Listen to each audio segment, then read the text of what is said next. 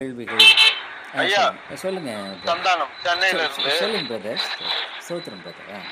நமக்கு தீங்கு இழைத்தவர்களுக்காக அவர்கள் தண்டிக்கப்பட ஜெபிக்கலாமா? அவர்கள் தண்டிக்கப்படாமல் இருக்கிறதுக்காக ஜெபிக்கலாமா? அதாவது அவர்கள் தண்டிக்கப்படாமல் இருக்க நம்ம ஏன்னா கர்த்தர் நீதி ஐயா இல்ல ஐயா இல்ல சொல்லுங்க பிரதர். அவங்க தண்டிக்கப்படணும்னுக்காக ஜெபிக்கலாமா? அது தண்டிக்கப்பட வேண்டியது அது கர்த்தர் நியாயம் தீர்க்கிறவர். அதனால் வேதம் என்ன சொல்லுது? அவர்கள் தண்டிக்கப்படும்படியாக நாம் ஜெபிக்கக்கூடாது, சத்துருவை சிநேகிக்கணும்னு தான் பைபிள் சொல்லுது. ஆகவே ஆண்டவரே அவர்களை தண்டின்னு, ஆண்டவரே நீர் அவர்களை பார்த்து கொள்ளும், எது நியாயமோ அதை நீர் செய்வீர். ஆகவே ஆனால் ஒன்று, கர்த்தர் நீதியானது செய்வார். இன்னொன்று சொல்கிறப்ப ரோமரில் வாசிக்கிறோம், அவளுக்கு நன்மை செய்யும் பொழுது அவர்கள் பேரில் நாம் கோபாக்கினையை குவிக்கிறோம்னே சொல்லுதுங்க.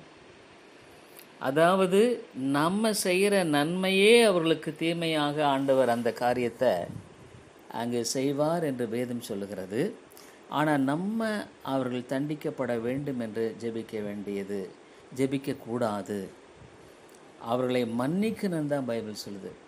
ஆகவே அவர்களுடைய தவறையும் பாவத்தையும் நாம் மன்னிக்க வேண்டும். அவர்களுக்காக ஜெபிக்கணும் என்பது, ஆண்டவரே அவர்களுக்கு நீர் இறங்கும்னு ஜெபம் பண்ணலாம், அவர்களுக்கு நீர் உம்முடைய தாசை தாருன்னு ஜெபம் பண்ணலாம், அவனுடைய காரியங்களுக்காக ஒரு வேலை இது. ஆனால் இந்த பாவத்தை குறித்து இப்போ பாருங்கள், ஆண்டவராக இயேசு கிறிஸ்து சிலுவையில் அறையப்பட்டதை குறித்து நாம் பார்க்கும் பொழுது, பிதாவே இவர்களுக்கு மன்னியும், தாங்கள் செய்கிறது என்னதென்று அறியாதிருக்கிறார்களே என்று சொன்ன ஒரு பொதுவான காரியத்தை நம்ம பார்க்குறோம். அதாவது இந்த இடத்துல நாம் எவ்விதமாக எடுத்துக்கொள்ளலாம் என்று சொன்னால், இயேசு கிறிஸ்துவின் சிலுவை மரணத்தின் மூலமாக பொதுவான மன்னிப்பை தான் அந்த இடத்துல அவர் சொல்லுகிறார் என்பதாக நாம் எடுத்துக்கொள்ளலாம்.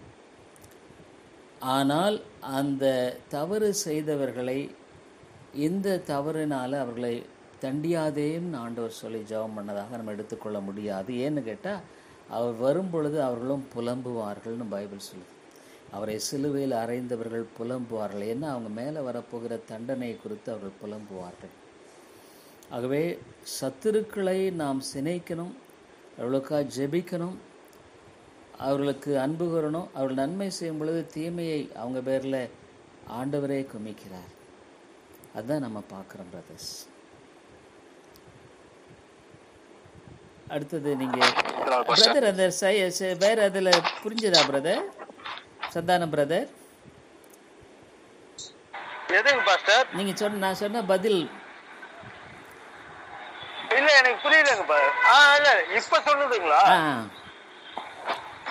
புரியுதுங்க பாஸ்டர். சரி பிரதர், சரிங்க. அப்படி ஒருவேளை அதுல சந்தேகம் கேட்கலாம் நீங்க. தேங்க்யூ. மேட்ரு யாராவது thank you. Praise lord pastor. Praise lord pastor. Praise lord brother. சென்னையில இருந்து ஜெனித் குமார் என் பேரு. Right brother. நான் இண்டிபெண்டன்ட் ஃபண்டமெண்டல் பேப்டிஸ்ட் நானு. சரி பிரதர், சந்தோஷம் பிரதர். Okay brother. இப்ப நீங்க சொன்னீங்கல்ல, என்னை அனுப்பினவன் பிதா ஒருவனை இழுத்துக் கொள்ளாவிட்டால், அந்த வசனம் நீங்க போதிக்கிறது கால்வினிசம் மாதிரியா இருக்கா பிரதர்? நீங்க கால்வினிசத்தை ஏற்றுக்கொள்கிறீங்களா பிரதர்? கால்வினிசம்ங்கிறது நிறைய பேர் தப்பா புரிஞ்சுக்கிறாங்க. கால்வினிசம்ங்கிறது இப்போ ரெண்டு இருக்கு.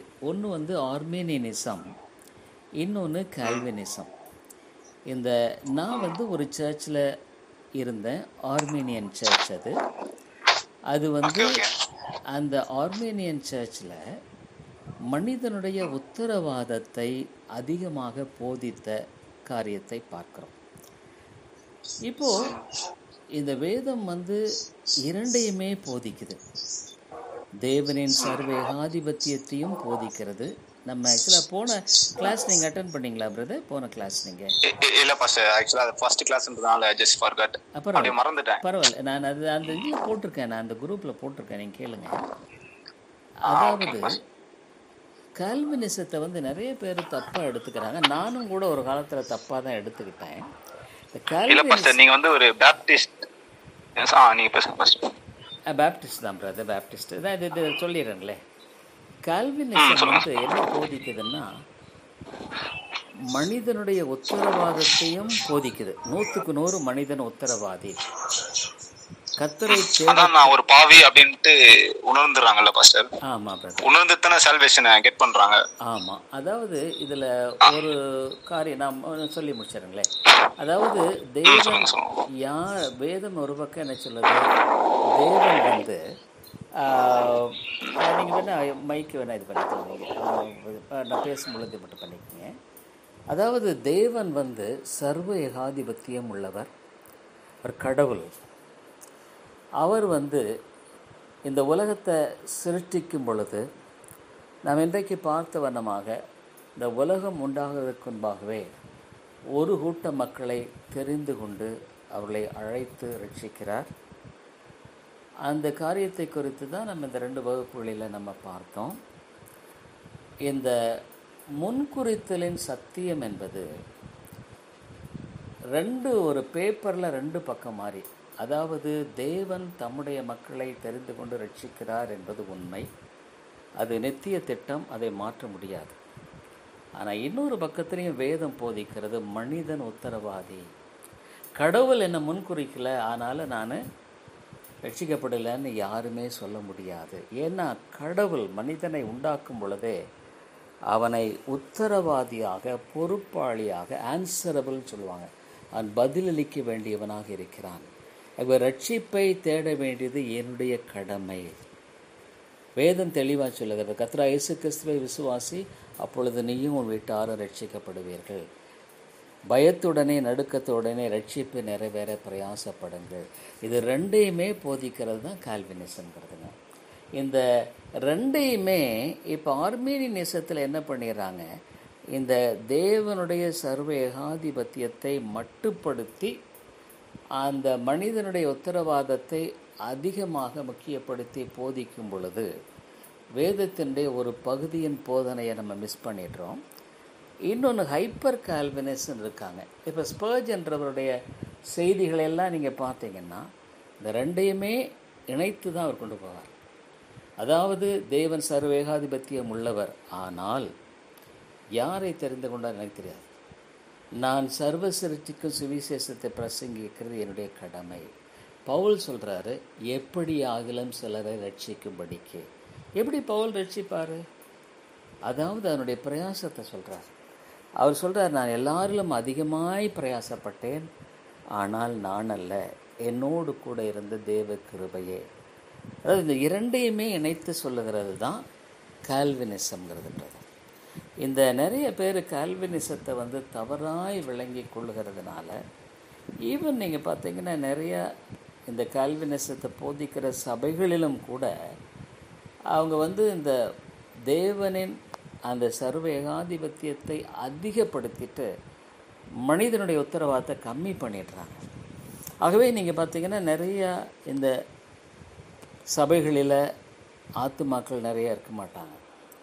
அவங்க ஏதோ யாரை முன்குறித்தாரோ அவர்களை அழைக்கிறாரு, வருவாங்க, ரட்சி, இப்படித்தான் போவாங்க அவளைய. மனித முயற்சியை வேதம் மட்டுப்படுத்தவே இல்லை. ஆனால் இதை குறித்து நம்ம வர வகுப்புகளில் பார்க்க போகிறோம். ஏன் மனிதன் நம்முடைய வாழ்க்கையில் அவனாகவே திரும்ப முடியாதுன்றதை பற்றி நம்ம பின்னால் பார்க்க போகிறோம். அதனால் இந்த 2 போதனையுமே வேதம் தெளிவாக சொல்லுது பிரதர். நான் என்ன 17 வருஷம் ஒரு ஆர்மீனிய சர்ச்சில் தான் இருந்தேன். ஆனால் என்னுடைய வாழ்க்கையில் பல போராட்டங்கள், பல தோல்விகள், பல பாவத்தினுடைய பல வீழ்ச்சிகள், இதெல்லாம் எனக்கு வந்தப்போ நான் ஒரு இந்து குடும்பத்திலேருந்து போனதுனால அங்கே இருக்கிற அந்த ஆவிக்குரிய தலைவர்களிடத்துலையோ சபை போராட்டத்தில் கேட்கும்போது அவங்க சொன்னாங்க, நீ போய் நல்லா ஜெபம் பண்ணப்பா, ஆண்டவர் உன்னோட பேசுவார் அப்படின்னாங்களே ஒழிய எனக்கு இந்த சத்தியத்தை குறித்து அந்த ஒரு தெளிவை அவங்களால் கொடுக்க முடியல. அப்போ தான் 1984 ஸ்பர்ஜனுடைய ஒரு புத்தகத்தை ஒரு சின்ன கடையில் வாங்கின பொழுது, அந்த புத்தகத்தை வாசித்த பொழுது எனக்கு எப்படி தான் நான் விளங்கிட்டேன்னு தெரில. ஆனால் நான் விசுவாசித்து 17 ஆண்டுகளாக இந்த சத்தியம் முழுமையானது அல்ல அப்படின்றத விளங்கி கொண்டு இந்த கிருபையின் சத்தியத்துக்குள்ளே வந்த பொழுது என்னுடைய வாழ்க்கையில் உண்மையான விடுதலை, சத்தியத்தையும் அறிவுகள் சத்தியங்களை விடுதலையாக்கும். இதை நான் ஏறக்குறைய 84 தொடர்ந்து பின்பற்றி வருகிறேன் இன்னைக்கு வரைக்கும். ஏறக்குறைய நீங்கள் 40 ஆண்டுகளாக நான் விசுவாசித்து போதிக்கிறேன். என்னுடைய வாழ்க்கையில் அந்த விசுவாசத்தின் அடிப்படையில் தான் வாழுகிறேன். இதுதான் பிரதர். ஆக்சுவலாக இது ஓகே பாஸ்டர், தேங்க்யூ பாஸ்டர். பரவாயில்ல. Thank you brother, thank you brother. Pastor, இந்த இடத்துக்கு நான் வந்து டீச் பண்ண வரல, நான் அதை கத்துக்க தான் வந்திருக்கேன். சோ என்னோட அண்டர்ஸ்டாண்டிங் நான் சொல்றேன், இல்ல அது கரெக்டான்னு மட்டும் பாருங்க. சொல்லுங்க. ஒரு மனுஷன் இது பாருங்க, இதுல நம்ம எல்லாமே ஓப்பனா டிஸ்கஷன் தான். இது ஒன்றும் இது இல்லை. யாருமே நீங்க உங்களுடைய சந்தேகத்தை தெளிவுபடுத்துகிறது தான் இந்த ஸ்கூலினுடைய முக்கியமான வேலை பிரதர்.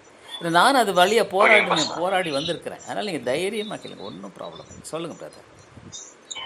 என்னோட அண்டர்ஸ்டாண்டிங் படி ரட்சிப்பு ஒரு மனுஷனுக்கு எப்படின்னா, ஒரு மனுஷன் தான் பாவின்றத உணர்ந்து இயேசு என் பாவத்துக்கு சிலுவைக்கு போனார் அப்படின்றத வாயினால் அறிக்கையிடணும். இருதயத்துல விசுவாசி வாயினால் அறிக்கையிட்டானா அந்த மனுஷன் ரட்சிக்கப்படுவான். இதுதான் ஒரு மனுஷனோட, நீங்க சொன்னீங்களா அந்த பொறுப்பு, ரெஸ்பான்சிபிலிட்டி நான் நினைக்கிறேன். மற்றபடி நீங்க நிச்சயமா இருதயத்தில் நீங்க சொன்னது கரெக்ட். வேற இப்ப ரட்சிப்பு நிறைவேற பிரயாசப்படுங்கள் அப்படின்னா என்ன பிரயாசப்படணும், என்ன ரெஸ்பான்சிபிலிட்டின்னு நீங்க சொல்றீங்க பாஸ்டர்? இப்போ பிரதர், இப்போ உதாரணமா ரைட், இப்போ வந்து ரட்சிப்பு நிறைய பிரயாசப்படணும் பொழுது இப்போ வேதம் வந்து நமக்கு வந்து ஆவிக்குரிய கடமைகளை கொடுத்துருக்கு. இப்போ உதாரணமா இப்போ வந்து நான் வந்து ஒரு இந்துவிலிருந்து ஆண்டவர்களுக்கு வந்திருக்கிறேன். இப்போ ரோமருக்கு எழுதின நிருபத்தில் நம்ம ரட்சிக்கப்படும் பொழுது எபேசில் சொல்லப்படுகிறது, நீங்கள் சுவிசேஷமாகி சத்திய வசனத்தை கேட்டு ரட்சிக்கப்படும் பொழுது பரிசுத்த ஆவியினால் முத்திரையிடப்பட்டீர்கள். அதாவது பரிசுத்த ஆவியானவர் எனக்குள் வந்து வாசம் பண்ணுகிறார். அப்போ எனக்குள்ள அதுக்கு முன்னால் நம்ம ஆண்டவரை அறியாமல் மனசு மாம்சரும்ல செஞ்சிட்டு இருந்தேன். ஆனால் இப்போது எனக்குள்ளே இருக்கிற பரிசுத்த ஆவியானவர் என்னை வழிநடத்தும் பொழுது அந்த பழைய பாவத்தினுடைய காரியங்கள் வரும் பொழுது அது இப்போ எனக்குள்ள பழைய அந்த இச்சைகள், அதே கோபம், பகை இதெல்லாம் வரும் பொழுது ஆவியானவர் பேசுகிறார், இல்லை இது தப்பு. அப்போ வேதனை சொல்லுகிறது, மாம்சத்தின் கிரியைகளை ஆவியினால் அழித்தால் பிழைப்பீர்கள். அதை நீங்கள் வந்து கட்டுப்படுத்தணும். இதுதான் வேதம், கிருபையின் சத்தியம் தான் சொல்லுது. நீங்கள் வந்து ஆவியானவர் எனக்கு செஞ்சிருவார், மாற்றுவார். இங்கே நிறைய நிறைய பேர் ஆவியானவரை குறித்து பேசுவார்கள். வாழ்க்கையில் அந்த பரிசுத்தத்தின், அதுதான் பரிசுத்தமாகுதல். அதை வந்து நம்ம அதாவது இது பாசிட்டிவாகவும் எடுக்கணும், நெகட்டிவ். பாசிட்டிவ்னா இப்போ நான் பரிசுத்தமாக இடிக்க வேண்டிய காரியங்களை இடிக்கணும். பைபிளில் தான் சொல்லுது. சிலுவை பவுலே தான் சொல்லுது, உலகத்தின் ஆசை இச்சைகளை சிலுவையில் அறைந்திருக்கிறேன். இந்த பழைய மனுஷனை போல் எனக்கு அந்த உலகத்தின் ஆசை இச்சை மாம்சத்தின் காரியங்கள் இதையே நான் பிடிச்சிட்டு போகாதபடிக்கு அவைகளை அழிக்கணும். அது என்னுடைய கடமை. இது கிருபையின் சத்தியத்தினுடைய கால்வினிசம் அதான் போதிக்குதுங்க. அதே சமயத்தில் நீங்கள் வேதனை சொல்லுது, பேதுரு எழுதும் பொழுது பொறுமையுடைய இச்சை அடக்கத்தையும் இச்சை அடக்கூடிய தைரியத்தையும் கூட்டி வழங்குங்கள்.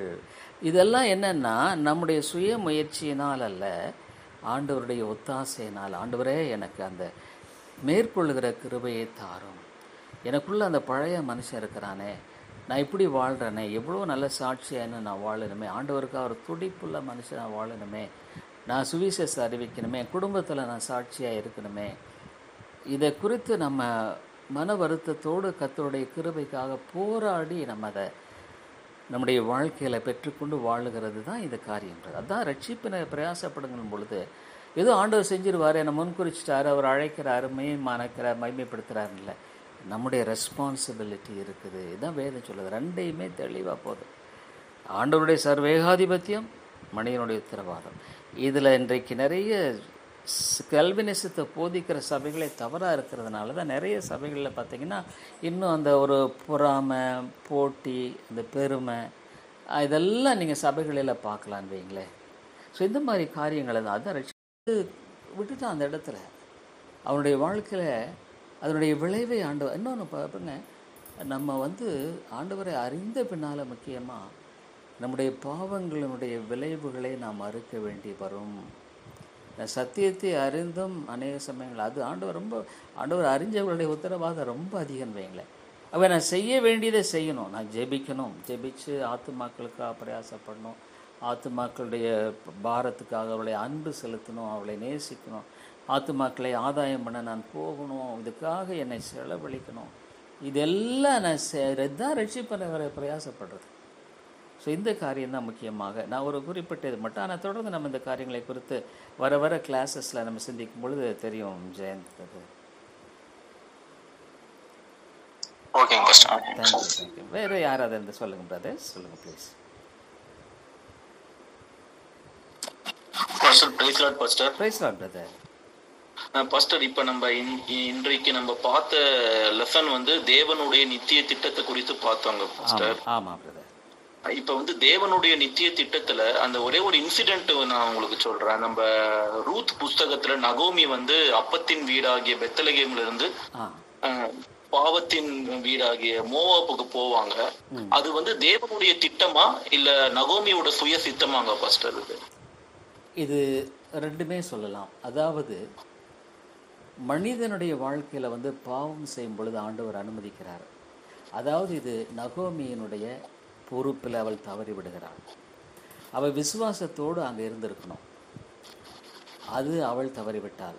அதே சமயத்தில் ஆண்டவர் அந்த காரியத்தை அனுமதித்திருக்கிறார். இயேசு கிறிஸ்துவனுடைய பிறப்பிலேயே நீங்கள் பார்த்தீங்கன்னா, நீங்கள் வேசிகளை அனுமதிக்கிற பெத்சபேல் இன்னுமாக இப்படியெல்லாம் அவங்க லிஸ்ட்டில் வரும் பொழுது அந்த பாவத்தை ஆண்டவர் அனுமதிக்கிறார். இன்றைக்கி நம்ம பார்த்த அந்த திட்டத்தில் பாவத்துக்கு அவர் காரணர் அல்ல, பாவத்தை அனுமதிக்கிறார். இப்போது நகோமி வந்து அங்கே போயிருக்கக்கூடாது, ஆனால் ஆண்டவர் அந்த திட்டத்தை கொண்டும் ரூத் மூலமாக இயேசு கிறிஸ்துவை கொண்டு வர்றார்.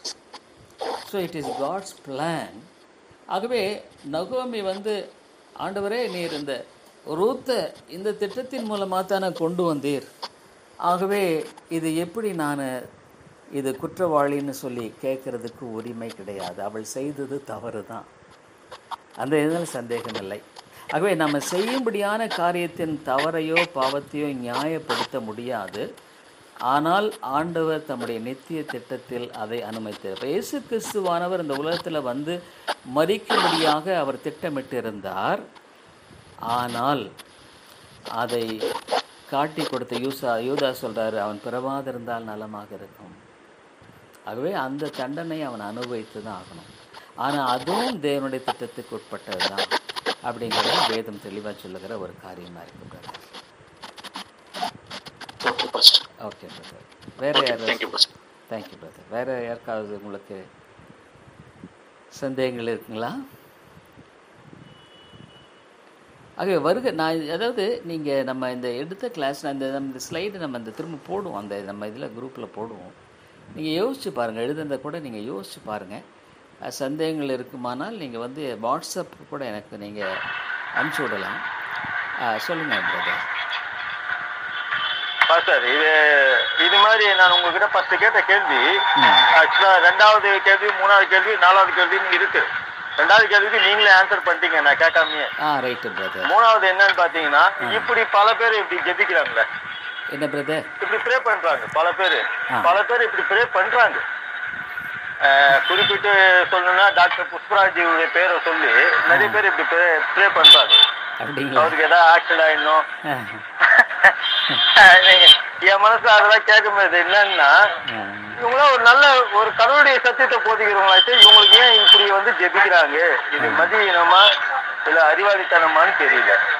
அதாவது இந்த வேதத்தை வந்து நம்ம வேதம் தான் அளவுகோல். வேதத்தில் எந்த இடத்துலையுமே யாருமே இப்படி ஜெபிக்கவும் இல்லை, ஆண்டவர் வந்து அப்படி ஜெபிக்கவும் சொல்லலை. சத்துருக்களை சிநேகியுங்கள் தான் சொல்லுதுங்க, அன்பு கூறுங்கள், அவர்களுக்காக ஜெபியுங்கள். ரோமரில் வந்து அவர்களுக்கு தீமை செய்வர்களுக்கு நன்மை செய்யுங்கள்னே பைபிள் சொல்லுது. தீமையை நன்மையினால் வெல்லுன்னே பைபிள் சொல்லுது. ஆக்சுவலாக நான் அந்த எங்கள் சர்ச் எரிஞ்சப்போ அதுக்கு முந்தின வாரம் அதான் நான் பிரசங்கமே பண்ணுறேன்.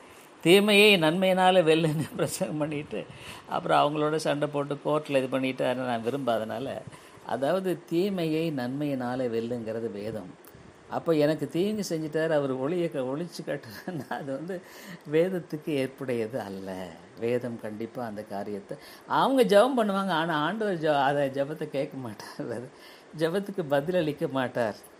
கண்டிப்பாக அவருக்கு வந்து அந்த இது வராதுன்னு வைங்களேன், கர்த்தர் செய்ய மாட்டார். அதுதான் இதுங்க, அந்த ஜெபம் கேட்கப்படாது. எல்லா ஜெபமுமே ஆண்டவர் கேட்க மாட்டார். நிறைய இடங்களில் நீங்கள் கைகளை வெறித்தாலும் நான் வந்து கேட்கறதில்லன்னே சொல்கிறார். அதனால் அந்த காரியங்களை கர்த்தர் கேட்க மாட்டாருங்க. வேறு இது என்ன ஒரு கேள்வி சொன்னீங்களா பிரதர்? சொல்லுங்க பிரதர். சொல்லுங்க. இன்னைக்கு தவறான உபதேசம் தான் எளிமையா பரவுது. இதுக்கு காரணம் அதாவது பிரதர், இன்றைக்கு பொதுவாக நீங்கள் பார்க்கும் பொழுது சாத்தான் ரொம்ப கள்ள உபதேசங்கிறது. இப்போ பாருங்க, இந்த யோசபாத்தும் ஆகாப் யுத்தத்துக்கு போகலாமா அப்படின்னும் பொழுது 400 பேர் சொல்கிறாங்க, நீங்கள் போங்க, ஆண்டவர் கொடுத்துருவார். ஆனால் ஒரே ஒரு தீர்க்கதரிசி மட்டும் சொல்கிறா, நீ போனால் முடிச்சு மரணமாகன்றதை பற்றி தெளிவாக சொல்கிறத பார்க்குறோம். இன்னொன்று என்னென்னங்க, கலைகளை விதைக்கிறது சாத்தான் ரொம்ப தீவிரமாக இருக்கான். கலைகளை விதைத்து கொண்டு தான் இன்றைக்கு கடைசி காலத்தில் கலைகள் அதிகமாக விதைக்கப்படுதுன்னு வைங்களேன். அதிகமான கள்ள உபதேசங்கள், போட்டிகள், பொறாமைகள், ஊழியர்கள் மத்தியிலே நீங்கள் பார்த்தீங்கன்னா ஒருத்தரை கெடுக்க இதெல்லாம் நிறையா இருக்குது. இன்றைக்கி சாதாரணமாக பார்த்தா ஒழிச்சு கட்டினா இன்றைக்கி நிறைய ஊழியர்கள் மத்தியில் ஏன் நம்ம ஆண்டுடைய பணியை செய்கிறவங்க 4 பேர் ரட்சிக்கப்பட்டால் நமக்கு தானே சந்தோஷம்னு நினைக்கிறது இல்லை. அது கர்த்தருடைய ராஜ்யத்துக்குரிய காரியமாச்சே. ஆகவே நம்ம ரொம்ப சந்தோஷப்படணுமே ஒழிய அது பொறாமைப்படுறதுல என்ன தேவையே இல்லை. ஆனால் இன்றைக்கி பார்த்தீங்கன்னா போட்டியில் அவர் பார் இப்படி பண்ணிட்டார், அவர் சர்ச்சை இப்படி பண்ணிட்டார், அவர் என்ன இந்த இது இப்படி ஆகிட்டார், கட்டடம் கட்டிட்டார், கார் வாங்கிட்டார், இது நிறைய அதெல்லாம் தேவனுடைய பிள்ளைகளுக்குரிய ஒரு அழகு அல்ல. கர்த்தர் அதில் பிரியப்பட மாட்டாருங்க. கர்த்தர் நிச்சயமாக அதில் பிரியப்பட மாட்டார். ஆகவே அப்படியெல்லாம் ஜெபிக்கிறது ஆண்டவர் கேட்க அப்படியெல்லாம் இந்த ஜெபத்தெல்லாம் கேட்டிருந்தாருன்னா டாக்டர் புஷ்பராஜெல்லாம் இன்றைக்கே செத்துருப்பாருங்களே. அவருக்காக பல ஜெபம் பண்ணுறாங்க அப்படின்னு கேள்விப்பட்டேன் நான். எப்படியாவது ஒழிக்கணும், ஆக்சிடெண்ட் ஆகணும், அதை பண்ணு இதை பண்ணு, அதனால அந்த மாதிரி காரியங்களை கர்த்தர் அவரை செவி கொடுக்க மாட்டார்ன்றது தான் முக்கியமான ஒரு காரியங்க. வேற ஏதாவது இருக்குங்களா? ரொம்ப ரொம்ப thank you brother. Brothers and sisters, நான் இந்த அட்டெண்டன்ஸ் மட்டும் நான் கொஞ்சம் எடுக்க வேண்டியதாக இருக்குது. டைம் நமக்கு முடிய போகுது. நீங்கள் ஒரு வேளை நான் முதல்லையே எடுத்துட்டு அது எப்போவுமே நல்லா இருக்கும். ஆனால் இன்றைக்கும் எனக்கு இந்த சில காம்ப்ளிகேஷனால், அதாவது நான் இப்போ நீங்கள்